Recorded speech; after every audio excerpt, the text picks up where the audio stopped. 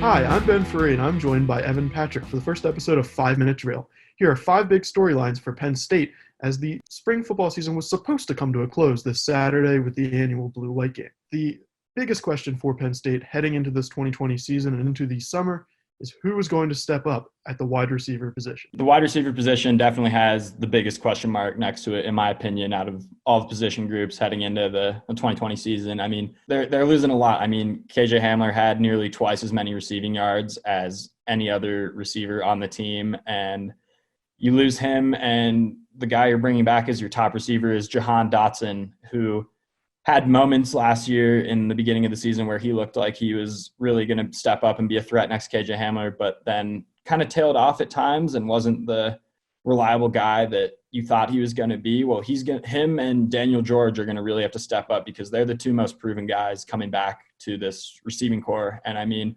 Jahan Dotson is the only receiver returning who had 10 or more receptions last season. And so as for receivers, I mean, TJ Jones and John Dunmore are two four-star recruits out of Florida who redshirted last season, who are both going to have the chance to really grab that third spot. And then, I mean, bringing in the freshmen this year, you have four stars, Keandre Lambert and Jaden Dotton.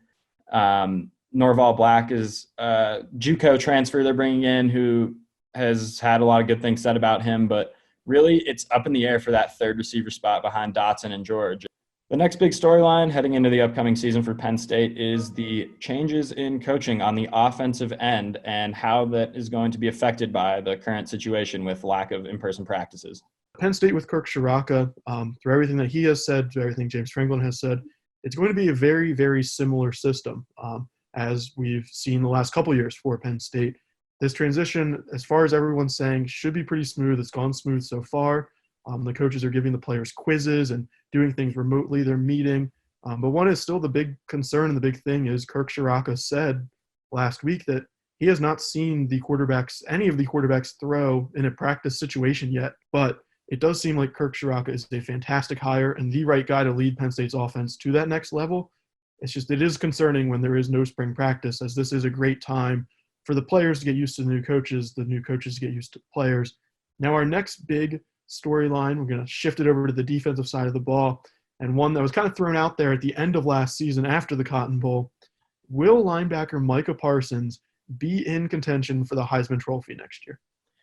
Yeah, that was a storyline getting a lot of buzz after the Cotton Bowl for sure. And I mean, if Micah Parsons hopes to have any shot of being in the conversation for the Heisman Trophy at the end of the year, he's going to have to play every single game next season like he did in that Cotton Bowl. We've heard Micah Parsons say that he would love to get his chance at some goal line carries. So if he can convince Kirk Ciarrocca to maybe get a couple goal line carries, get in the end zone, I highly doubt that's going to happen. But I mean, hey, and he's also a guy who goes out there pregame warmups and fields punts with the punt returners. So, I mean, he is definitely someone who wants to do all those things, but I highly doubt it because the two guys at the top of my list for the Heisman race going into next year are Trevor Lawrence and Justin Fields, and I really don't see anyone else getting to their level. The next question mark for Penn State on the defensive side of the ball is the secondary, as Penn State searches for someone to replace John Reed and play alongside Tariq Castro-Fields. And Terry Smith made it clear that one redshirt freshman is really going to be competing for that position, and that's Joey Porter Jr.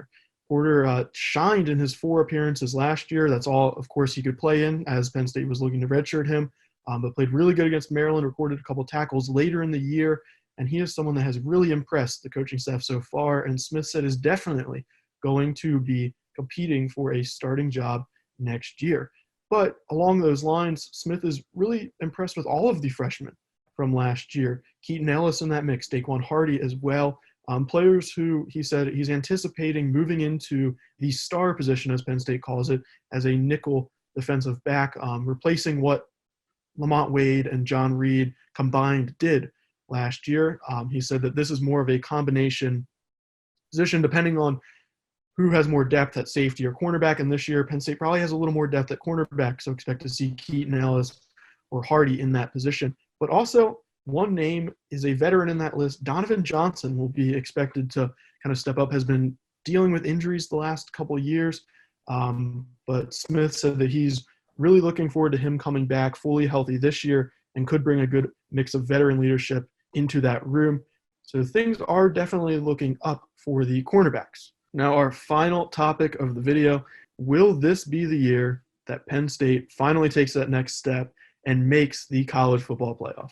The one thing to look at if you're a Penn State fan is this schedule is as favorable as it'll be to kind of make one of those college football playoff runs. I mean, you have Ohio State, Iowa, Michigan State, all at home. Really the one big away game that Penn State has is at Michigan at the Big House. And I mean, those games for the past few years have always been going to the home team.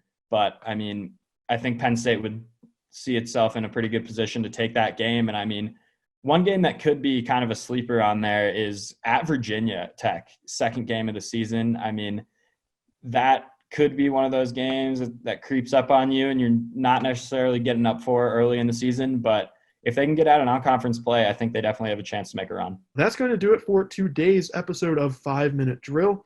Make sure you follow the Collegian on all of our social media and at collegian.psu.edu for all of our football coverage. For Evan Patrick, I'm Ben Faree. Stay safe out there. Have a good rest of your day.